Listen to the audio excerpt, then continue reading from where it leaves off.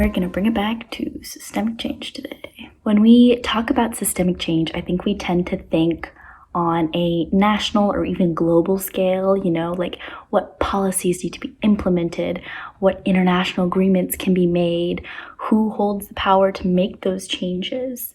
I know when I think about systems, I think about the economic system, the political system, the education system, the healthcare system, the international trade system, all things that are just way, way, way beyond my individual influence. But ignoring that instinct, I think that systemic change includes a lot more than those very broad, all-encompassing systems. I think it includes local economic and political systems, local food systems, and local transportation systems. And something that I've noticed with the pandemic is that the positive changes being made are happening on that smaller scale. For example, dozens of cities, including Milan, Mexico City, Paris, Bogota, Barcelona, New York, Oakland, Dublin, Manchester, some cities in Scotland, I'm sure I'm forgetting some, are now prioritizing cycling and walking by closing streets to vehicle traffic and adding to existing networks of infrastructure, not only to help with the social distancing challenges of public transportation during the pandemic, but also keeping those changes in place once it's over to reduce transportation-related emissions. People all over the world are noticing how much less pollution is in the air, and they love it. A person's main mode of transportation is one of the top 10 social determinants of health, meaning non-genetic. Cycling and walking, and also public transportation, because it usually involves more walking, promote health through reduced air pollution, reduced greenhouse gas emissions, reduced fatal accidents, increasing exercise, and increasing social contact. Neighborhood walkability correlates very strongly with obesity rates all over the world. Multiple studies have shown that increased exposure to air pollution results in increased relative risk for all causes of death. All of them, not just heart disease and lung cancer. So if urban planning can have such a big impact on our well-being and reducing emissions, that means a significant source of systemic change can be and should be city-level politics, city-level economics, city-level transportation systems. The C40 cities are a group of 96 major cities that recognize this and are acting on it.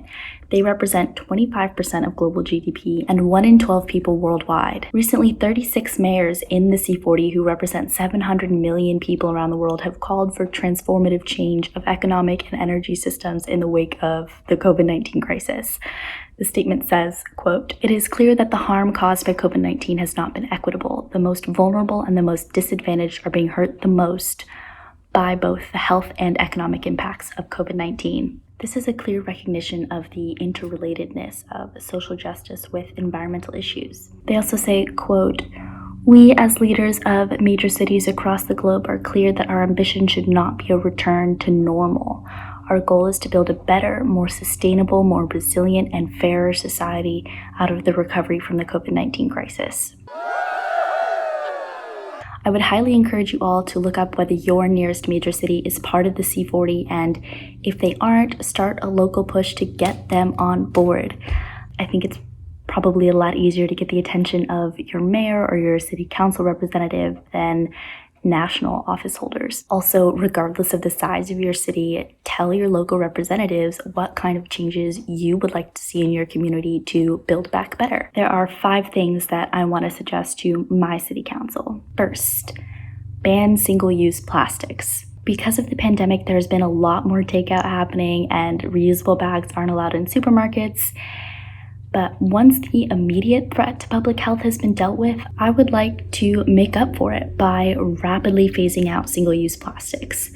This may be difficult to impose on huge franchises like McDonald's and stuff, but local restaurants need to make sure that all takeout orders have to opt in, not opt out, but opt in to receiving single-use utensils, and if they do, that they must pay a fee to receive compostable ones. 2, more community gardens.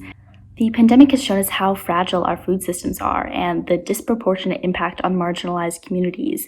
Community gardens are a great way to increase resilience to supply chain disturbances, reduce greenhouse gas emissions related to food transportation, improve community nutrition, which also reduces overall healthcare costs, by the way, and builds a stronger sense of community. 3, encourage sustainable/affordable housing initiatives and alternative living communities. This includes changing city zoning and ordinances to allow for things like tiny houses. 4. Retrofit currently empty large buildings to improve energy efficiency. This would help the environment and create green jobs. 5. A downtown pedestrian zone. My city has a small downtown area which would really benefit from a pedestrian zone because the parking and traffic can just be an absolute mess. I would get rid of a lot of the street parking and make it all paid parking to encourage people to bike, and then establish a pedestrian zone to reduce traffic. I would love to hear what your ideas for your cities are, so feel free to put them in the comments or in the subreddit, which will be linked in the first line of the description. We have a tremendous opportunity here. During the 2008-2009 recession, greenhouse gas emissions fell dramatically, but then quickly bounced back as governments introduced carbon-intensive stimulus spending. We cannot afford to make the same mistake again. So yeah, reach out to your local representatives, support measures being taken by cities all over the world to build back better, and yeah, that's all for today. Bye.